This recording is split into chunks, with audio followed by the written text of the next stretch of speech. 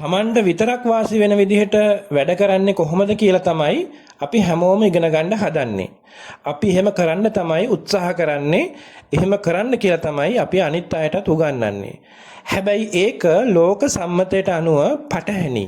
සහ ඒක ලෝකයේ පැවැත්මට, මිනිස්සුන්ගේ පැවැත්මට, සමාජයක පැවැත්මට සාධාරණව බලපවත්වන දෙයක් නෙමෙයි.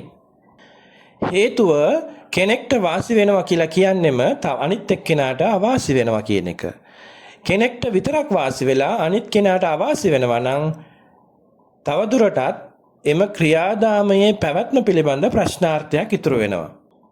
ඒ නිසා තමයි අපේ සිස්ටම් එක ඇතුලේ දේවල් සිදු නොවීමට, දේවල් වල සිදුවීම පිළිබඳ අවිනිශ්චිතතාවය ගොඩනැගීමට, ඒ වගේම තමයි අනිකා කෙරෙහි ද්වේෂය හට ගැනීමට, ශාපයට ලක්වීමට, යලි යලිත් ගනුදෙනුවක් සිදු කිරීමට තියෙන අකමැත්ත ගොඩනැගීමට සහ වංචාවලට හසුවීම වගේ දේවල් දිගින් දිගටම සිද්ධ වෙන්නේ මේ එක් කණ්ඩායමකට විතරක්, එක් පිරිසකට විතරක් වාසි වෙන, අනිත් පිරිසට පාඩු වෙන ක්‍රමයකට මේ සිස්ටම් එක හැදිලා තියෙන නිසා.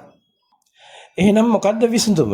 අපි දෙයක් කරද්දී, ගනුදෙනුවක් කරද්දී අනිවාර්යයෙන්ම ලබා ගන්නා සහ ලබා දෙන්නා අතර තියෙන්න ඕනි මේ වින් වින් සිටුේෂන් එකකින් ඉවර කරනවා කියන එක පිළිබඳ එකඟතාවයක්.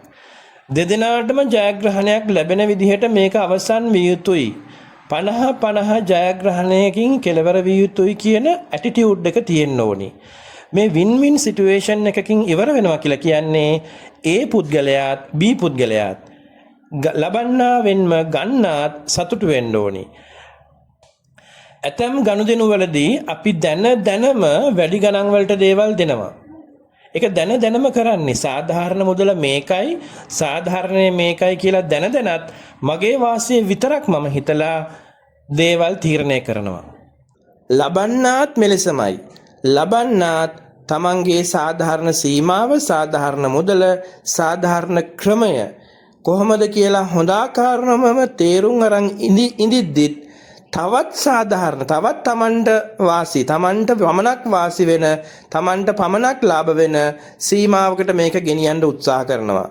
එතකොට දෙපාර්ශවයම තමන්ට පමණක් වාසි, වැඩි වාසි තකා සටන් කිරීමෙන් වෙන්නේ එක්කෙනෙක් පරාජය වෙනවා, එක්කෙනෙක් ජයග්‍රහණය ලබනවා.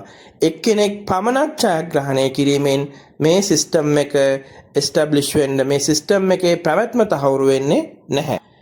ඒ නිසා මේ යල්පැන ගිය පරපුරවල් කෙසේ වෙතත් ඉස්සරහට එන්න ඉන්න අලුත් ජෙනරේෂන් එකවත් මේ වින් වින් සිටුේෂන් එකක දේවල් සිද්ධ කරන්න ඕනි.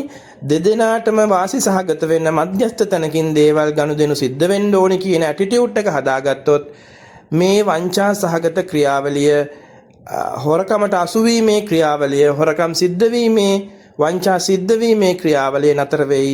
මේ විදිහ නම් තමාට පමණක් වාසි වෙන විදිහට නම් ඇටිටියුඩ් එක හදාගෙන තියන්නේ සහ හදාගන්න උත්සාහ කරන්නේ, ඉගෙන ගන්න උත්සාහ කරන්නේ සහ උගන්වන්න උත්සාහ කරන්නේ මේ ක්‍රියාවලිය ඉවර කරගන්න බෑ අපිට.